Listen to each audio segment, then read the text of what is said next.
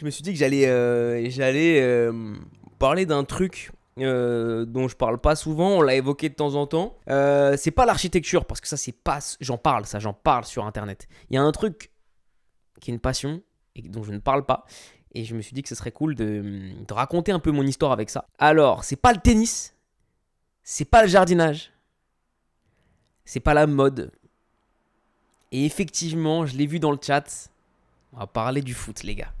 On va parler du foot, effectivement. Et je vais vous raconter dans le détail ma carrière footballistique, les gars. Ok.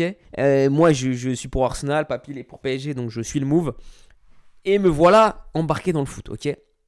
À l'époque, j'habite dans un petit village, ok. Je vais vous montrer, attendez, il faut que j'ouvre un truc, mais juste. Ce petit village, vous voyez le petit village là? Ça là, ok. Choconin, Neufmontier, les mecs. C'est le bled de mon enfance. J'avais mon meilleur pote à l'époque, ici, là, tac. Il s'appelait Lionel. Et il voit que même à 6 ans, je sais un peu jouer au foot. Donc il me dit, viens avec mes potes, on va au terrain. Parce que quand moi j'arrive au terrain de Choconin, j'ai 6-7 ans, ce terrain-là, au bord d'un champ, vous voyez là, c'est au milieu de nulle part. Hein. Il est blindé, les mecs. Ok. Ça jouait au foot tout le temps. Les gars, quand je vous dis que de mes 6 ans à mes genre 12 ans, c'était comme ça tous les week-ends. On décide que j'arrête le judo. J'ai fait 1 an de tennis de table. J'arrête le tennis de table et je m'inscris dans un club de foot. Ok. Le club de foot, il était aussi à Choconin. Mais si je mets, attendez, à Choconin, il faut que je retourne sur la carte. Voilà, pour aller au terrain de foot, il fallait passer par là, la The Road de campagne, le terrain de foot de mon enfance. Ok, vous voyez la surface déjà, ça annonce le thème. La gueule des vestiaires, ils n'ont pas changé de l'époque. La pelouse, si tu sais faire une conduite de balle là-dessus, déjà, t'es plutôt pas mal. On remet en contexte, 2009, j'ai 10 ans. Je vais aller sur mes 11 ans. Il y avait des lapins qui couraient des fois pendant les entraînements. C'est une vraie anecdote. Donc quand j'arrive, physiquement, je suis pas trop à la rue. Et on n'est pas dans le top niveau du football. Donc franchement, c'est pas non plus... on n'est pas sur un niveau trop compliqué. Donc je dirais que les entraînements, ça se passe bien. Et vient le premier week-end, premier match. Club de l'AS Brie, petit club, on joue contre une équipe qui s'appelait Saint-Souplet, je m'en souviendrai toute ma vie, premier match de foot. Je joue avec l'équipe 2, parce qu'en fait, dans ce club-là, c'était la génération 97 en équipe 1, la génération 98 en équipe 2. Je ne sais même pas si je joue direct. On me met numéro 9. Je vais me mettre en plein écran. Les gars, une équipe, on prend 8-1, je crois. Premier match. Dans ma tête, je me dis, je vais jamais retourner jouer là-bas, frère. Non, tu te trompes. J'ai pas du tout pété ce jour-là. C'est nous, on s'est fait tout exploser. 8-1, on prend. C'est un autre match. J'ai un autre souvenir. Ce jour-là, sombre, 8-1. Dans ma tête, je me dis, mais qu'est-ce que je fous ici? Non pas genre, je suis trop fort. Non, je suis loin. Ah oui, j'ai pété un câble. Ouais, effectivement, premier match, je pète un câble direct. Parce que je me dis... Genre là, on va prendre 8-1 tous les week-ends, c'est ça ma vie là. Moi je vais aller jouer au terrain avec mes potes. Parce qu'il faut pas oublier qu'au terrain ça joue. Ça joue quand même, c'est pas la Champions League mais ça joue. Et je retourne à l'entraînement la semaine d'après en étant démoralisant, en me disant putain en fait c'est pas si cool le foot. Et je me souviens qu'en gros je fais un entraînement, genre je marque voilà les buts et tout. Et il y a un des coachs qui dit ouais... ce week-end, enfin le coach de la une il dit ce week-end tu viens avec nous. Et en gros c'était un espèce de, c'était pas un match, mais il y avait un terrain où en gros il y avait plein d'équipes qui jouaient dans ce fameux championnat Critérium là. Non c'était un tournoi, un tournoi, bref, les tournois au foot on en parlera aussi. Et en fait je joue avec les 97 et je prends ma place. Et à partir de ce jour-là, je ne quitte plus jamais l'équipe 1. Et je joue numéro 9 toute l'année. C'est un point à prendre en compte parce que j'ai marqué beaucoup de buts cette année-là. Et j'ai 9 ans. Ça veut dire qu'en gros, j'ai 9 ans. Le foot, je suis là, je m'amuse, quoi. C'est trop bien. Je me fais des potes et tout, machin, truc. Et ça se passe bien. Donc je suis avec l'équipe 1. Et du coup, je reste la 2e saison avec eux. Et un jour, il se passe une dinguerie, je me souviens. Première anecdote. On joue contre une équipe nulle. Et j'étais vraiment... Je marquais pas mal de buts. J'étais le gars en attaque. Mon avantage, c'est que j'étais vraiment 3 fois plus petit que tout le monde. Mais par contre, quand tu me lances en profondeur, je cours vite, les gars. J'ai toujours couru vite. C'est mon point fort. Et un jour, on joue contre une équipe nulle. Et je rate mon match. Et il faut savoir que quand j'étais petit, j'avais un problème. C'est que j'étais hyper nerveux contre moi-même. C'est-à-dire que quand je ratais une action, je criais. J'étais un peu genre en mode, je m'énervais vite. Tu vois. Je rate un face-à-face, je m'énerve vite. Et du coup, mon coach, il m'a dit, il voit que là, des fois, il y avait même Cristiano Ronaldo, il y a des matchs, il a desservi son équipe. Là, j'étais en train de desservir mon équipe. Je rate mon match. Il me dit, Vincent, tu sors. Vous savez ce que j'ai fait? J'ai dit non, je suis pas sorti. Et du coup, le jeu s'arrête. L'arbitre dit changement. Moi, je dois sortir. Et je dis non, je sortirai pas. Et en fait, dans ma tête, je me dis, je sors pas tant que je marque pas. Ça n'existe pas, c'est pas moi qui décide. Du coup, je bloque le changement. Il fait pas le changement. Et en fait, je rate un face-à-face. Deux face-à-face, mon coach, il me crie dessus. Et là, au bout d'un moment, j'accepte le changement. Je le sors, je me fais tuer par le coach. Il me dit, mais t'es qui toi? Et pour qui tu te prends? Mais j'avais tellement le seum de pas marquer. Je voulais tellement marquer à tous les matchs que j'ai dit non, je sors pas. Voilà, je joue ma première année, je joue ma deuxième année, ça se passe plutôt bien. On a une bonne équipe, franchement. On tient tête aux équipes du coin et tout, c'était cool. Donc voilà. Et se passe la première saison, deuxième saison. Et troisième saison, j'ai 3 choix qui s'offrent à moi. Choix 1, je suis mon équipe qui était du coup l'équipe qui avait 1 an de plus que moi. Je peux les suivre. Sauf que eux, ils passent c'était Benjamin à l'époque, ils passent en U15 en gros. Et ils jouent sur grand terrain. Et moi, les gars, j'ai appris à jouer sur terrain de futsal. Et quand je vois que ça passe sur grand terrain, j'ai ma place, on me propose de suivre. Mais je kiffe les petits terrains. Donc, je refuse cette option-là. Option 2, je peux tenter ma chance dans le club d'à côté. Le gros club d'à côté, c'était le CSMO, qui était un vrai club. Maintenant, je crois que c'est pas fou. Mais à l'époque, ça se déplaçait en bus à 12 ans pour aller dans des matchs. C'était vraiment chaud, ça jouait bien. Quand on était en U13, ça gagne la Coupe de Paris, je crois. Vraiment, ça commence à dater, mais je sais que de mes souvenirs, c'était vraiment solide. Mais je prends l'option 3 qui est de rester dans ma catégorie avec la fameuse équipe avec qui j'avais pris 8-1 le premier match. Un grand salut à Monsieur Danty qui n'est plus de ce monde. C'est vrai, c'était le président de Meaux qui était très sympa. Qui, quand après j'ai été à Meaux, était très, très, très gentil. Très, très gentil. Vraiment, c'était un gars qui connaissait bien son sport. Et j'ai un tournoi à Clairefontaine. Clairefontaine, les gars, c'était vraiment, vraiment quelque chose. Ok. De ma génération à Clairefontaine, il y a quand même Monsieur Kylian Mbappé qui sort. Les gars, c'est pas rien. En gros, c'était un tournoi où on s'affronte dans les équipes. Et en gros, entre les matchs, chaque joueur du tournoi fait... Il y a un espèce de parcours où en gros, tu slalomes entre les coupelles, donc conduite de balle. À savoir que genre, vitesse conduite de balle, c'était mon point fort. Tu fais ça, donc t'es chronométré. Donc dès que t'as fini le slalom et que tu passes la balle, hop, t'as un temps. Donc déjà, t'es classé en temps. Et après, en gros, quand tu passes la balle, 1-2, tu as une touche et tu dois tirer au but. Il n'y a pas de gardien, mais il y a des zones dans le but.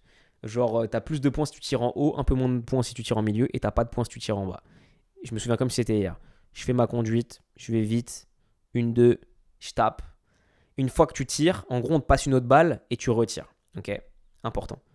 Conduite de balle. Je passe 1-2. Je sais pas trop quel temps je fais. Ensuite, on me remet la balle. Je décale du gauche. J'envoie une frappe, les gars. Je crois que j'ai jamais frappé comme ça de ma vie. Une frappe. Oh là là, parfaite. Sauf que après, t'as un deuxième ballon qui arrive et tu dois tirer. Sauf qu'il arrive sur mon pied droit. Moi, j'ai pas de pied droit. Mon pied droit, c'est un deuxième sgeg, mon pied droit, les gars. La balle, elle arrive. Et en fait, les droitiers, ils sont favorisés sur cet exercice-là. Parce que elle arrive de... En gros, elle arrive de là. Donc, elle arrive de ma droite. Moi, je me dis... J'envoie une frappe du pied droit. Pleine lucarne. Je me dis... Oh, c'est pas possible. Je suis en Jimmy Grimble. Tout me sourit. Du coup, c'est tout. Et à la fin du tournoi, t'as toutes les équipes, tous les joueurs qui sont à la remise des trophées. Parce qu'il y a une équipe qui gagne le tournoi, donc qui gagne un trophée. Et donc ça annonce, je sais plus quelle équipe gagne. Et après ils disent, maintenant on va annoncer le gagnant de l'atelier chrono plus frappe. Et là ils disent quoi? Joueur de l'AS Vincent Duménil. Moi je suis là, tout le monde me regarde, je suis en mode quoi? Ce truc de ouf dans ma tête, j'ai gagné la Ligue des Champions. En fait j'avais fait le meilleur temps et le plus gros score aux frappes. Je suis en mode truc de ouf.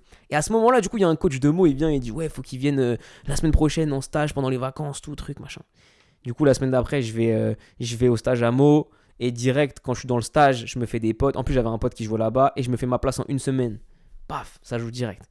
Du coup, quand je joue à Meaux, ça se passe pas bien parce que la transition sur grand terrain, physiquement, elle me déglingue. Un an avant, je me fais ma première blessure quand j'ai 12 ans. Je suis en futsal. On avait des tournois de futsal à l'époque. Et en gros, je joue en attaque.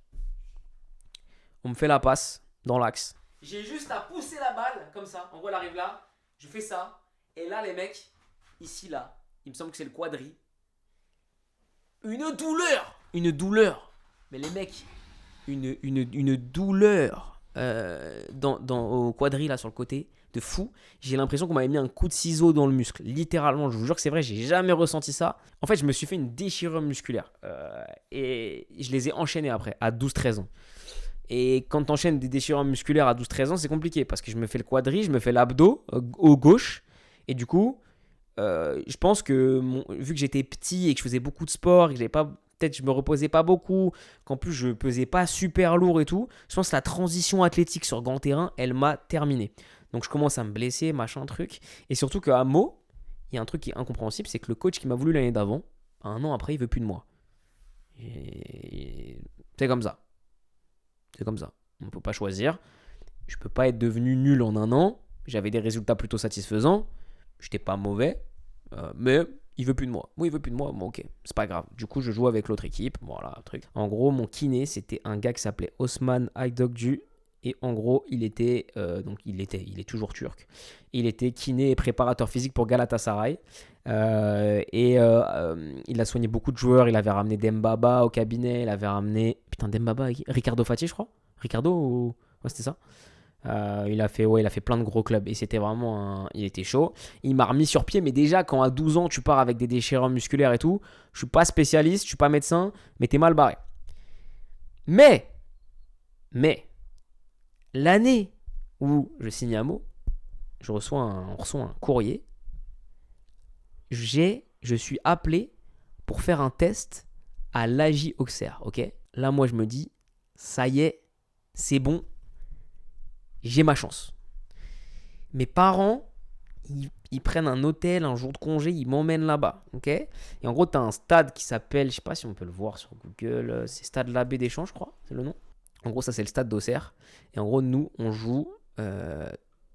En gros, on est là dans les tribunes le matin et on joue ici. Voilà, on joue ici, à côté du stade Labbé des Champs. Exactement, Abbé des Champs, pardon. Donc, on joue là. Mes parents, ils prennent hôtel, ils m'emmènent, jour de congé, ils m'emmènent à Auxerre. Et en gros, j'ai un test, une journée, tout ça. Le midi, on va manger à la cantine des joueurs et du centre de formation. Cette anecdote est vraie. Giroud était là.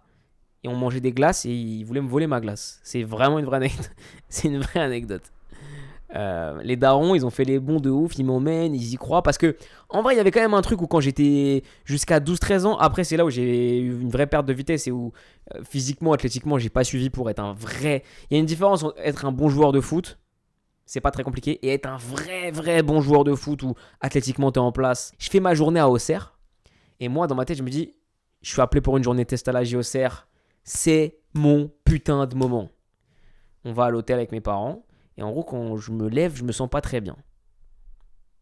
Peut-être du stress et tout, je sais pas. À l'époque, j'ai 12 ans. Je pense qu'il y a une chose, c'est jouer. On fait test technique. Donc en gros, test technique, c'est tu joues, tu fais une touche, deux touches, machin, un truc, bref. Test de vitesse, ça c'était ouf. En gros, il y avait des radars tous les 10 mètres, je crois, ou tous les 5 mètres, ou tous les 20 mètres, je sais plus. Et on court sur 50 mètres, ou 40 mètres, ou 30 mètres. Test de vitesse. Ça, c'était mon truc, donc voilà. Et donc, tout le matin, test technique, test de vitesse, test physique, machin truc. Et l'après-midi, jeu. Sauf que les mecs, ce jour-là, il fait chaud. Et ce jour-là, plus le jour passe, plus je me sens pas bien. En fait, j'ai attrapé une grippe. Et ce jour-là, j'ai été incapable de rien. Je rentre chez moi, bredouille. C'est pas grave. De toute façon, qui sait ? Peut-être qu'un jour, ça se représente pas. Spoiler, ça s'est jamais représenté. La même année, je fais les tests de l'INF Clairefontaine. Et moi, j'ai fait les stages à Clairefontaine en fait, en gros, quand tu fais les tours de Clairefontaine, en gros, tu fais des tours, ils font de plus large en plus large. Donc, tu commences dans ta zone, tu es dans une zone plus grande, tu as 1 tour, 2 tours, 3 tours, 4 tours, 5 tours, 6 tours. Et après, tu as un stage. Et à l'issue du stage, c'est les meilleurs du stage qui intègrent l'INF Clairefontaine. Et l'INF Clairefontaine, c'est l'Institut national du football français. C'est là où il y a l'équipe de France, le château, etc. Et moi, je me dis, il faut que je réussisse ce truc-là parce que si tu rentres à l'INF, t'es encadré, etc. Et je m'arrête au 5 ou 6e tour. J'ai plus le souvenir. Je sais juste que je m'arrête avant le stage. Et je suis deg parce que cette année-là, je rate ça, je rate Auxerre. Et je me dis, putain, c'est dommage. Je suis à Meaux. Et à l'époque, je me dis, ça y est, c'est mort. Le coach, il veut pas de moi. Je progresse pas sur le grand terrain. Il y a un coach qui me fait jouer latéral gauche. Moi, j'aime pas défendre. En plus, je suis tête en l'air. Ça veut dire le mec, il part dans mon dos. Je suis en train de regarder là-bas. Enfin, bref. Et je me dis, j'ai peut-être encore ma chance parce qu'à côté de chez moi, il y a un lycée qui fait école de foot. Donc en gros, tu es dans une section spéciale, la section foot à Meaux. C'est un truc un peu reconnu. Je crois que Ludovic Giuli il est ambassadeur ou co-directeur. Je crois que c'est géré par Giuli. J'ai raté ma chance plein de fois. Je me souviens d'un match où il y avait des recruteurs de Reims qui étaient là. On joue contre Damary Lélis, ça se bagarre, tout ça, à chaque fois. Et en fait, à la fin...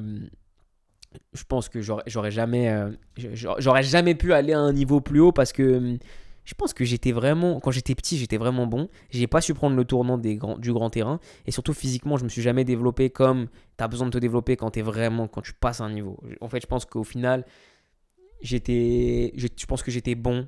Je pense pas que j'étais excellent. Et si tu veux sortir et devenir joueur pro encore plus en Île-de-France, quand tu joues contre ma dernière année de foot, on a Red Star dans notre groupe, on a Paris FC dans notre groupe.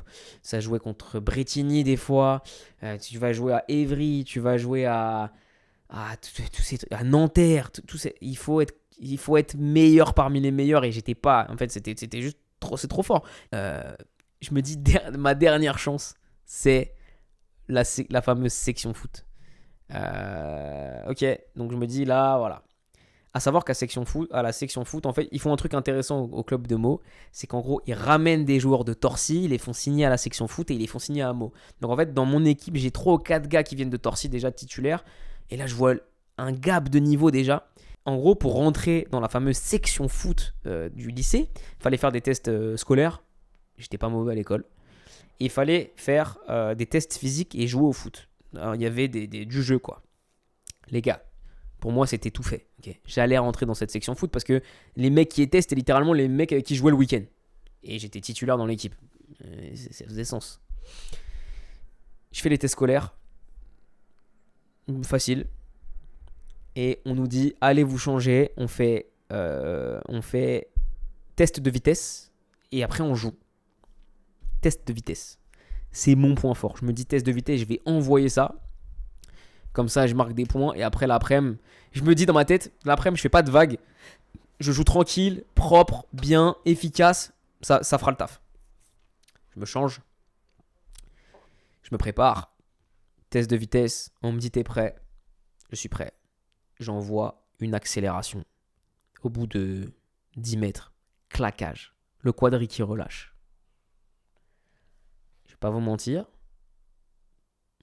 Là, ça commence à me casser la tête. Parce que à chaque fois qu'il faut être bon, il m'arrive une dinguerie. Sauf que l'après-midi, il faut faire le jeu. Donc déjà, je rate le test de vitesse parce que je me claque, je peux pas courir. Moi, obstiné, je me dis, vas-y, c'est pas grave, je vais mettre du baume du tigre. Je vais jouer l'après-midi, c'est pas grave. J'arrive sur le terrain, je fais 2 passes, je dois sortir. Je rate les tests, je suis pas pris à cette section foot-là. Et là, je me dis, c'est pas possible. C'est pas possible. Je continue quand même. Compliqué. Je joue. Cette année-là, au foot, je joue contre le Red Star. Je fais un match de prépa contre le Red Star. Et après, le Red Star était dans mon groupe. Et putain, par contre, vraie expérience. Je sais qu'après le match contre le Red Star, il y a les gens du Red Star qui vont voir mes darons, qui disent ouais, le petit il a un truc. Le père il vient me voir, il me dit ouais, le gars du Red Star, il peut être intéressé pour te revoir. Sauf que moi j'ai 17 ans, je vais passer le bac, j'habite à 50 minutes de là-bas. Aller tenter ma chance au Red Star, en vrai c'est devenu le cadet de mes priorités. D'ailleurs mon père est revenu dans le chat, il pourra en parler. Attends, je vais peut-être remettre le chat. Cette année-là, il y a, en gros mon père il travaille dans les assurances immobilières et il y a des gens qui, du coup, ils gèrent des gros bâtiments, des trucs comme ça.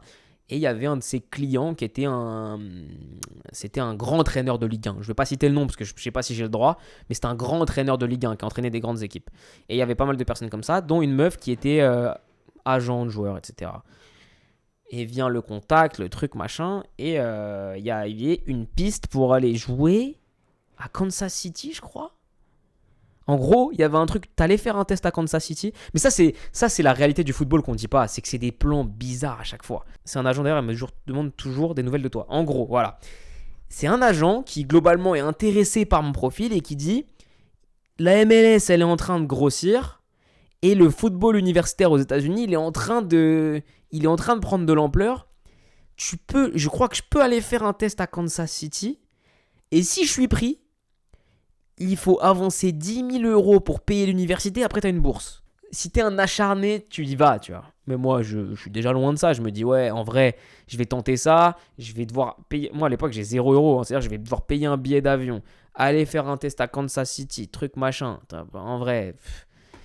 Et je faisais déjà des vidéos sur YouTube après, machin. Et puis, j'avais l'école et tout. Et du coup, vient le moment, au même moment, vient la blessure qui arrête, qui définitivement enterre mes espoirs. Parce que jusque-là, même si j'ai 17 ans, je me dis peut-être que je peux peut-être attraper un truc. Parce que, voilà, à 17 ans, je fais plus partie des meilleurs comme quand j'avais 12 ans. J'étais vraiment bon dans mes équipes, etc.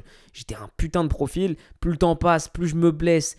Je prends du retard. Je joue que le 3/4 des saisons. Parce qu'un quart des saisons, je me blesse. Ça commence à devenir bourbier. Et là vient ma pire blessure. Ma pire blessure, celle-là, et j'ai encore des séquelles aujourd'hui. J'ai 27 ans, j'avais 17 ans. J'ai encore des restes aujourd'hui. Et en fait, les lundis, c'était les entraînements un peu légers, genre décrassage du match du dimanche, débrief et plus de jeux. On joue un peu plus, etc. On joue le dimanche.